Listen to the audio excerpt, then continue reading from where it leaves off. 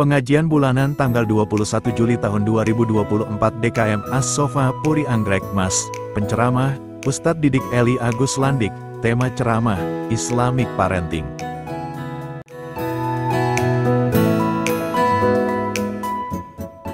Malam ini bisa berkumpul bersama-sama untuk mendengarkan tausiah yang diberikan oleh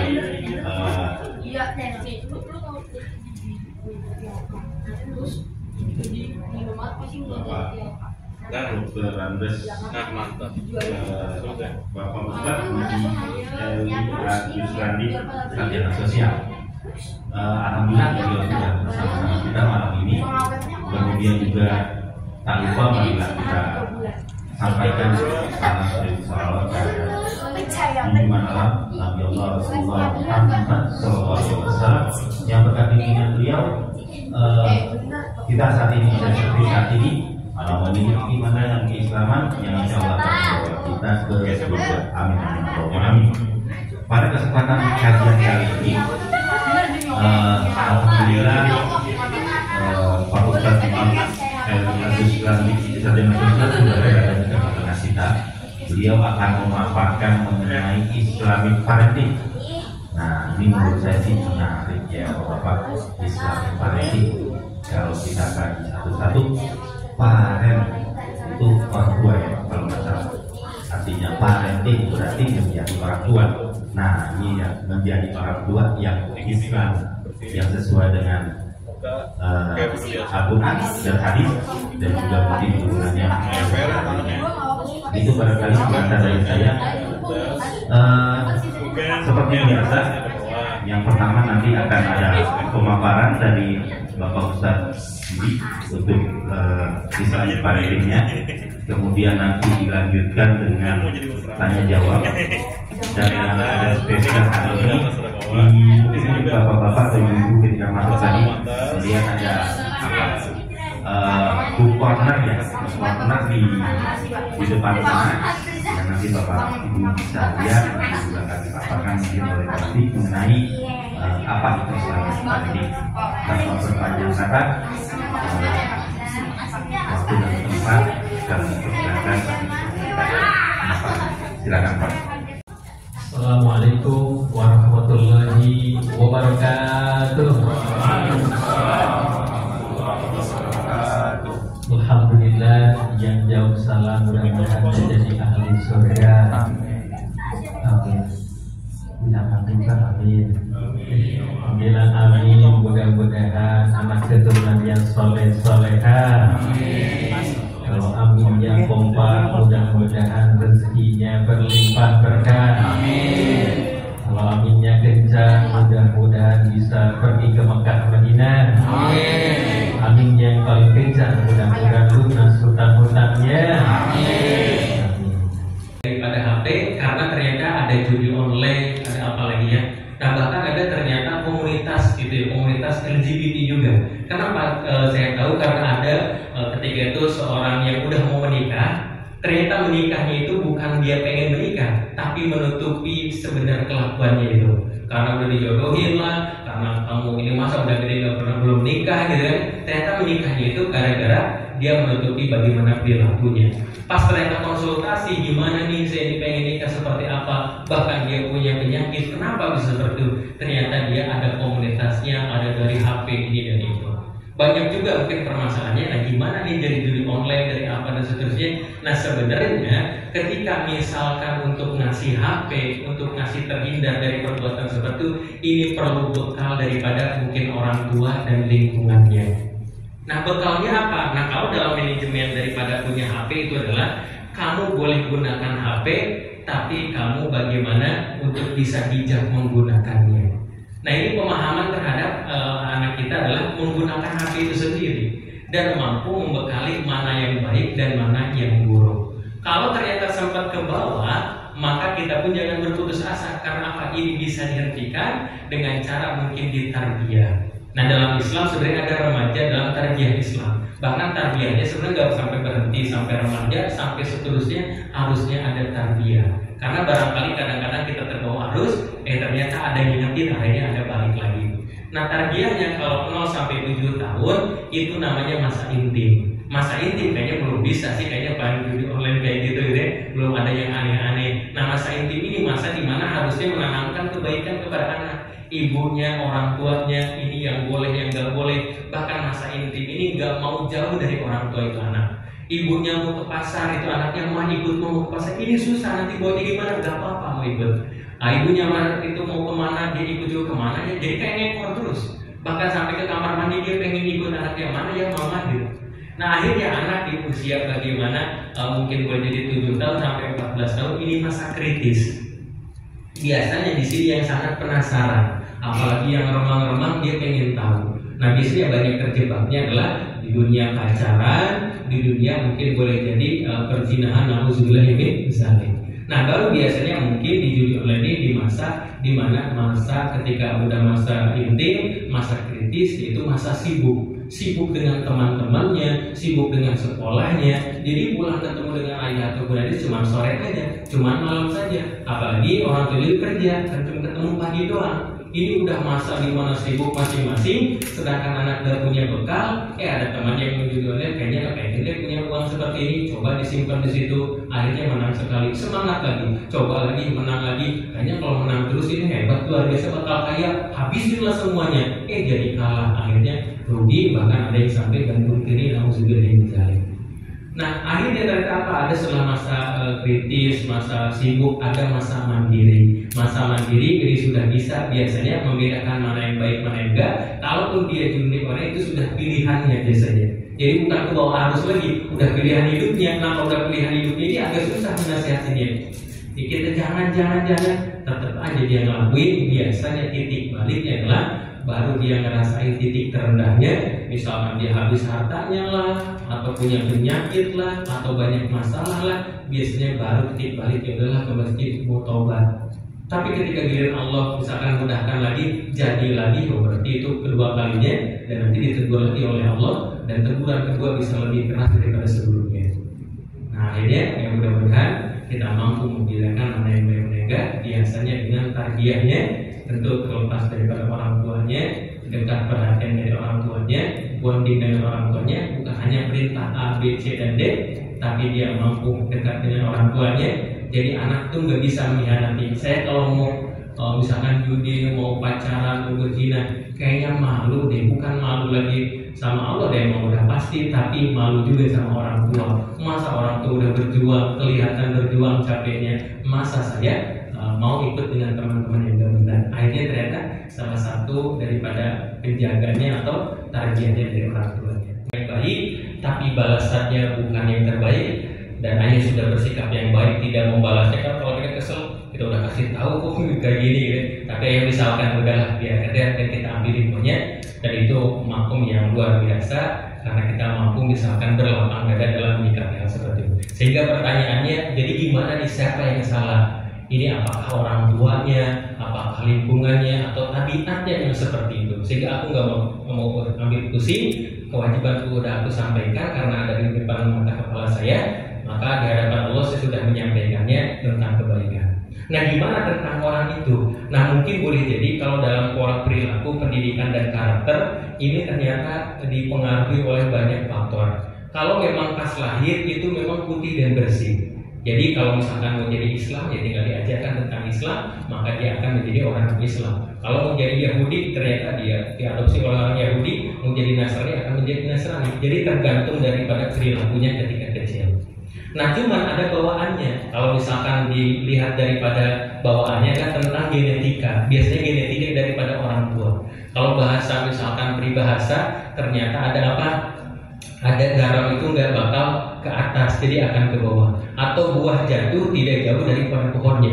Tapi ada cerita buah jatuh, ngegelinding, ketabrak, bahkan kesolokan kemana gitu. Kok jadi jauh daripada pohonnya gitu kan ya? Ternyata ada faktor lain. Nah, apa sih yang pengaruhnya? Mungkin yang pertama genetikanya.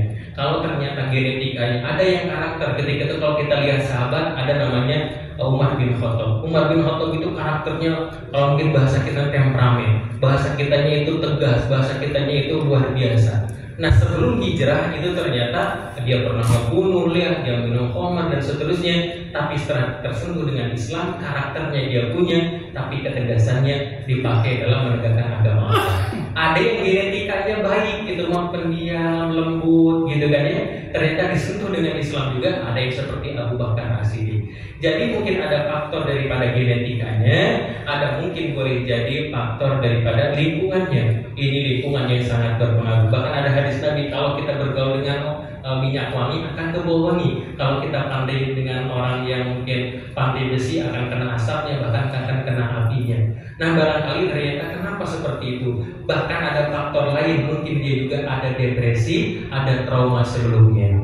Jadi kita ingatin itu sebenarnya bukan apa ya, bukan dianggap kita jaga baik, tapi ada trauma sebelumnya yang dia tiba-tiba muncul. Padahal menurut kita kan itu muslimah, tapi kenapa kata-katanya seperti itu? Ternyata ada trauma, ada mungkin hal-hal yang lain. Ada juga ternyata perilakunya kenapa ya seperti itu. Ada trauma, bahkan ada para penghafal Quran juga yang niatnya salah, dia menghafal Quran, setelah selesai menghafal Al-Quran nggak dimurajaah lagi, akhirnya dia depresi, bahkan nggak mau lagi baca Al-Quran.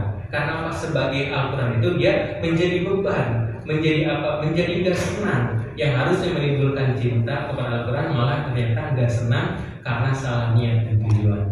Mungkin boleh jadi banyak faktornya yang sebenarnya mungkin dengan kita melihat banyak faktor itu menjadi bijak. Oh mudah-mudahan suatu hari nanti itu menjadi lingkungannya baik, menjadi agamanya baik, karena akan merubah pola dan perilakunya. Tentu agamanya bukan tentang wawasan, tapi tentang pemahaman dan pengamalan dalam kehidupannya. Mungkin bisa mengerti seperti itu ya. Bisa nggak kira-kira Pak? Masya Allah, konsentrasi ya Pak ya. Konsentrasi ya Bu ya. Bismillahirrahmanirrahim. Yasin.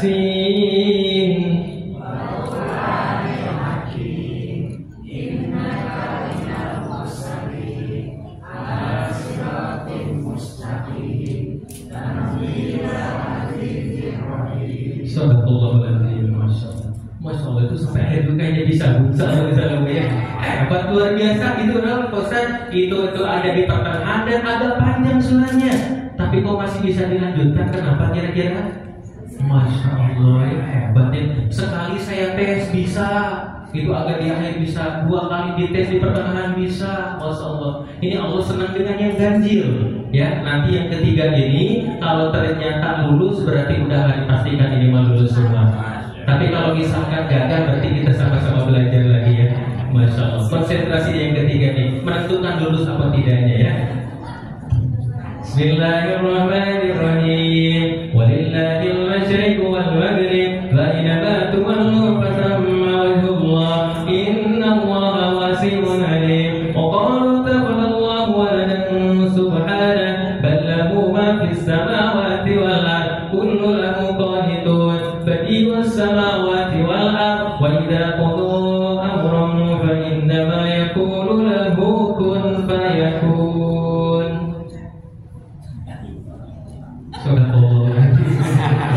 Pas sebelah tadi Pak ada yang nyambung ke Yasin gitu kayaknya. Kun fayakun kayaknya ke Yasin gitu ya. Ternyata kun fayakun bukan Yasin aja gitu ya. Masih ada di tempat yang lain. Masya Allah. Tapi kenapa tadi 1 kali 2 kali masih bisa melanjutkan? Karena ternyata ibu sering mendengarkannya. Bahkan di tempat saya ada yang masuk ke komplek itu jualan yang tahu bulat sampai di anak-anak tahu panjang pendeknya 500-an gitu ya. Kenapa kok bisa seperti itu? Karena cerita tiap hari, tiap sore itu ada dan akan terekam dalam hati dan pikirannya. Cuma kadang-kadang ternyata kita kadang-kadang pengen ahli Al-Quran, pengen jadi anak soleh, tapi kita belum bisa dekatkan. Malah mungkin banyak godaannya tentang bagaimana anak kita oleh HP. Betul tidak? Akhirnya ternyata apa, ada anak 2 tahun bahkan kurang daripada itu, ternyata diberikan anaknya nangis dikasih HP, anaknya ternyata marah dikasih HP, anaknya kesepian dikasih HP, segala macam sesuatu dikasih HP.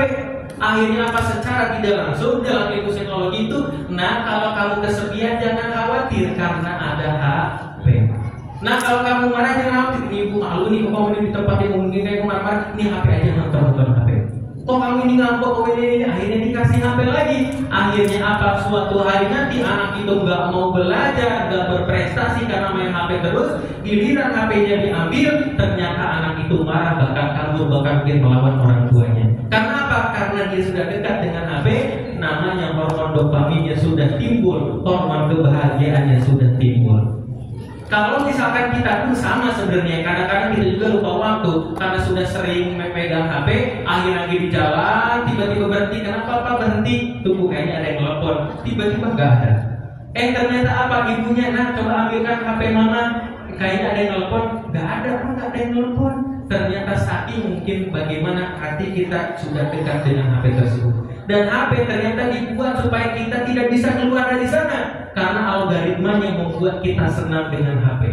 Kalau anak kita nanti nonton HP aja ada ipin-upin, itu bentuk macam ipin-upin itu ada. Ada yang pakai badut, ada yang joget, ada yang apa, itu ada semua. Sehingga anak terus aja lah nonton terus, gak kerasa jam 9, terus gak ada jam 10, pakai jam 11. Kalau nggak dihentikan, maka dia sampai pagi pun bisa kuat. Ayatnya dirahmati Allah Subhanahu wa Ta'ala tentang pengasuhan anak dalam Islam. Sebenarnya ada ratusan materi karena kita juga ada kelasnya di online. Nah, cuman biasanya ngambil beberapa tema. Nah, cuman malam hari ini ternyata temanya general, ngambilnya tentang pengasuhan anak dalam Islam. Sebenarnya ada 12 materi yang populer seperti mendidik tanpa marah, bahkan sudah dibuat bukunya atau modul-modulnya. Ada mendidik tanpa marah, ada bagaimana tips untuk memberikan kurikulum anak, bahkan ada bagaimana menghilangkan kecanduan daripada game kepada anak, HP dan seterusnya. Cuma kita ambil yang dasarnya dulu dalam Islamic parenting ini.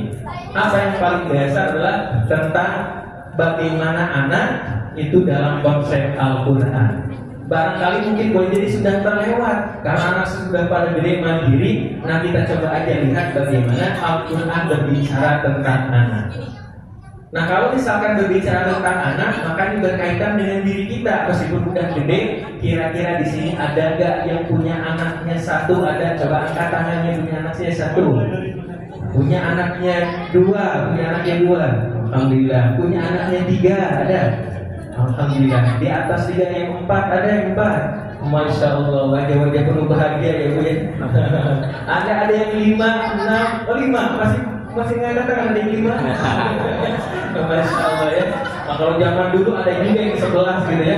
Nah, ternyata bingung juga ini siapa aja anak saya, mana yang satu lagi gitu. Sampai di kampung ngasih namanya juga lah, karena sering lupa. Dari surat Al-Fatihah, Bismillahirrahmanirrahim, kasih nama Ohim gitu ya. Al-Rahmanirrahim, amin.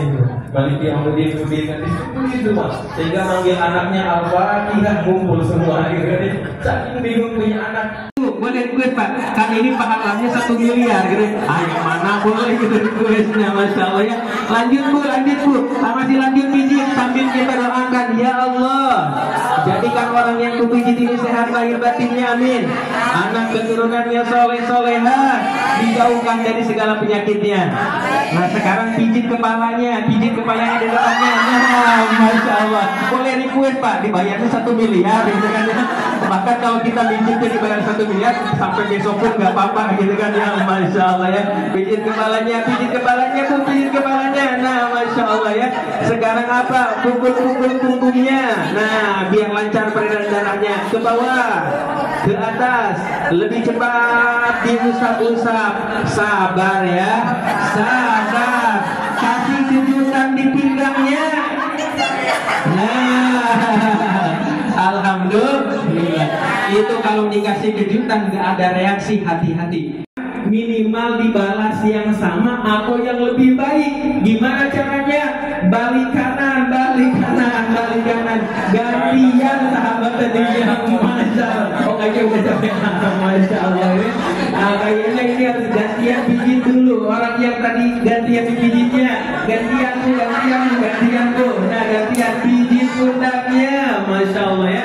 Mungkin boleh jadi capek, mungkin boleh jadi pengen diperhatikan suaminya. pengen diperhatikan mungkin boleh jadi istrinya, ternyata suaminya pulang bukannya muliakan istri, malah main HP terus, malah mancing, malah mungkin olahraga. Akhirnya istrinya mungkin boleh jadi kecapean. Bahkan mungkin sama suami juga pengennya ke rumah dipijit oleh suami istri, dipijit mungkin oleh anaknya, tapi anak juga nggak mau, malah main game terus. Datang ke masjid dipijitin sama disabat kaki kanan atau kirinya, masya Allah ya. Selamat.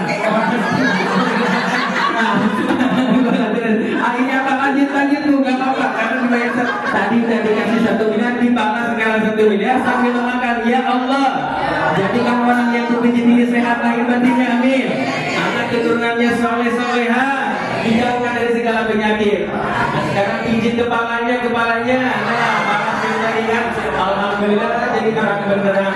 Nah kalau nanti pijitannya enak, minta lagi besok kayak gitu. Masya Allah ya. Sekarang kasih bonus keningnya kening. Nah, masya Allah ya. Sekarang pukul-pukul punggungnya ke atas, ke bawah, diusap-usap. Sabar ya, sabar. Kasih kejutan di pinggangnya. Nah, alhamdulillah.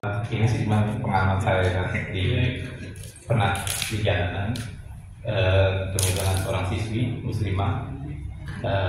Karena saya melihat dia kalau perilakunya nggak seharusnya sesuai dengan syariat, saya tegur. Tapi apa yang saya dapat, dia marahin saya. Nah, pertanyaan saya terus dalam perjalanan, siapa yang salah? Orang tuanya salahkah? Atau memang lingkungannya kah? Atau ada faktor lain? Terus solusinya gimana biar tadi di WhatsApp biar dapat pahalanya luar biasa. Masya Allah.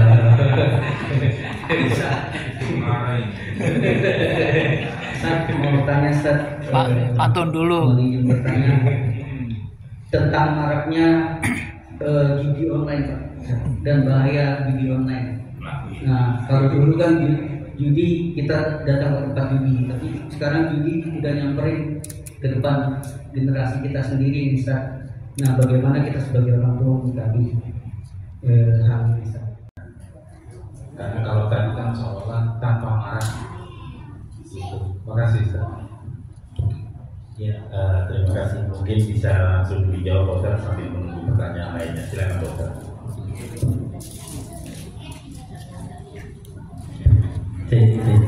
Pertanyaan yang luar biasa. Kita coba lihat dulu ya. Kalau misalkan dari Nabi kita itu ternyata pernah juga kepancing amarahnya, tapi ternyata ditahan amarahnya, bahkan sampai memerah wajahnya ketika itu. Dan kalau yang dengan urusan kepribadiannya itu ternyata nggak pernah marah. Misalkan pernah ketika itu dilempari lah, pernah ketika itu sampai dihina, ternyata nggak marah, nggak dibalas kemarahan itu. Bahkan ada beberapa kisah datang ke kota Taif sedang berdakwah, dilempari sampai berdarah-darah, itu sampai datang malaikat, kau tinggal bilang iya wahai Muhammad, itu akan dihancurkan masyarakat Taif. Ini kalau kita ditawarin gitu, ada orang yang menjolimin kita, yang mengkhianatin kita, yang nipu kita, tiba-tiba kita doa, ya Allah, ini saya dijolimi, saya ditipu. Tiba-tiba datang malaikat, kau tinggal bilang iya, maka itu yang menjoliminya bakal dibalas. Kira-kira bilang iya apa tidak? Kayaknya iya gitu kan ya. Kalau bisa lebih sakit daripada aku merasakan gitu kan ya, Masya Allah. Tapi ketika itu Nabi tidak. Apa yang dilakukan? Jangan Jibril, jangan kau hancurkan mereka, karena mereka seperti itu karena nggak tahu saja. Maka aku pengen dari anak keturunan mereka masuk ke dalam Islam. Mereka ternyata bertingkah seperti itu karena tidak tahu. Padahal itu udah berdarah-darah. Kalau kita kan sebenarnya belum baru itu, baru mungkin gak dimuliakan, baru dihina kita udah marah. Bahkan ada kisah juga datang ke masjid ketika itu ada yang ngeludahin, ternyata gak dibalas ludah. Padahal kalau misalkan ludah pasti ada. Kita pun punya, untuk punya ludah, dibalas lagi dengan ludahnya. Bahkan ternyata 2 kali, 3 kali masih diludahin, ternyata gak dibalas juga. Sampai suatu hari ternyata gak ada itu orang yang ngeludahin. Tiba-tiba ternyata apa? Tiba-tiba ditengok, bahkan membawakan makanan. Itu yang biasa mudahnya sudah panik, siapa itu? Aku Muhammad. Teman-temannya belum pernah ada yang datang, itu ternyata Nabi Muhammad SAW datang menengoknya, menanyakan kabarnya. Akhirnya menyampaikan, wahai Muhammad, akhlakmu begitu mulia. Maka ternyata apa yang dilakukan? Aku bersaksi tidak Tuhan selain Allah dan engkau adalah utusan Allah. Bahkan ada para nabi, para rasul ketika ada suara di riwayatnya itu ternyata salah satu akhlaknya itu nggak boleh marah. Hebat, luar biasa. Kalau ternyata marah itu ditegur oleh Allah. Pernah ketika itu Nabi Yunus alaihissalam agak kesel nih ke umatnya, karena umat ini kenapa kok gak mau ikut, gak mau taat kepada Allah. Akhirnya pernah keluar untuk meninggalkan umatnya, ditegur sama Allah. Apa? Ternyata di dalam perahunya itu dibuat ada badai supaya dilemparkan ke laut. Dilemparkan ke laut, ternyata diselamatkan oleh ikan, disimpan dalam perut ikan. Ada 3 kegelapan, gelapnya malam, gelapnya dasar lautan, bahkan sampai ternyata gelapnya di dalam perut ikan tersebut. Akhirnya apa? Diberikan kalimat la ilaha illa anta subhanaka inni kuntu minadz dzalimin. Ampun ya Allah, aku memang zalim. Padahal ternyata gak boleh marah, dia gak boleh untuk meninggalkan umatnya ketika itu. Memang kalau perfeksionisnya mungkin boleh jadi kita nggak menampakkan tentang kemarahan itu. Kalau bisa sampai ditahan, yang mungkin tidak membuat lisan kita jelek dan seterusnya. Cuman kadang-kadang salah paham antara marah dengan tegas. Kalau tegas itu memang menegakkan keadilan, bahkan ketika itu pelatihan ke Pak Polisi kepada seterusnya boleh lo tegas, karena beda lembek dengan misalkan tegas. Kalau tegas itu kita tegakkan, tapi bagaimana tidak dengan kemarahan. Kalau marah itu biasanya kita kesel, kita pengen nyakitin, bahkan mungkin boleh jadi orang itu supaya lenyap dari hadapan kita. Nah itu bedanya marah dengan mungkin tegas ketika itu. Nah cuman ternyata ketika kita lihat gali lagi dalam hadis Nabi, dalam bagaimana keterangan Nabi, memang kita sebagai manusia biasa, apalagi di akhir zaman, yang kadang-kadang kita sholat gak khusyuk, bacaan juga gak benar, bahkan ibadah juga kurang, udah pasti kita banyak amarahnya.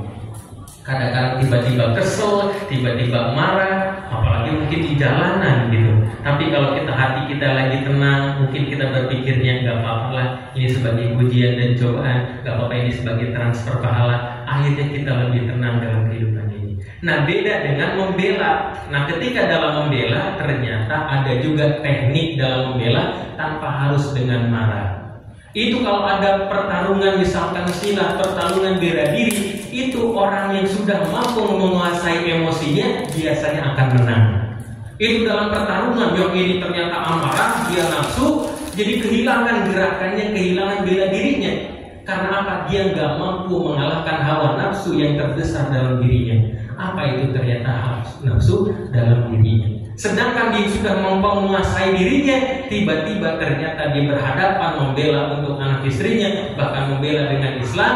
Akhirnya apa? Dia kuasai, dia hanya bela sesuai dengan apa yang diperintahkan oleh Allah. Maka dalam peperangan dalam Islam pun dianjurkan adalah dia mengkondisikan ruhnya, gak boleh bunuh anak kecil, gak boleh hancurkan rumah ibadah, gak boleh dengan kemarahan membabi buta. Termasuk kita mungkin membela Palestina, membela anak-anak kecil kita, gak boleh dengan membabi buta, karena kita akan kalah sebelum bertanding. Tapi ketika dia mampu menguasainya, maka ternyata dia akan menjadi pemenangnya.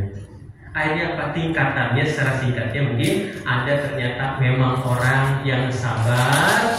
Kalaupun dia terpancing emosi, dia cepat istighfar atau minta maaf. Karena ini mungkin manusiawi, aku menyesal, aku tidak akan mengulanginya lagi. Ada yang kedua, orang memang cepat marah, juga cepat reda. Itu mungkin ada juga tabiatnya, gimana saya mau dari kecil kayak gini gitu, marah, udah reda lagi, marah, reda lagi. Ibu-ibu ternyata marah, kata ayahnya, nah itu ibunya masih marah gak? Pas dilihat ke dapur, udah enggak Pak. Itu marah, masih marah nggak itu di kamarnya? Pak udah enggak Pak. Itu masih marah nggak ibunya? Coba nih kasih uang 10 juta suruh belanja, masih marah nggak Bu? Enggak gitu ini. Cuma bapaknya pusing, masa harus ini nggak harus dikasih uang gitu. Akhirnya apa sudah enggak? Cuman capek karena apa? Marah dia pusing, bahkan dia sampai harus minum obat biar bisa tidur karena setiap hari mungkin marah.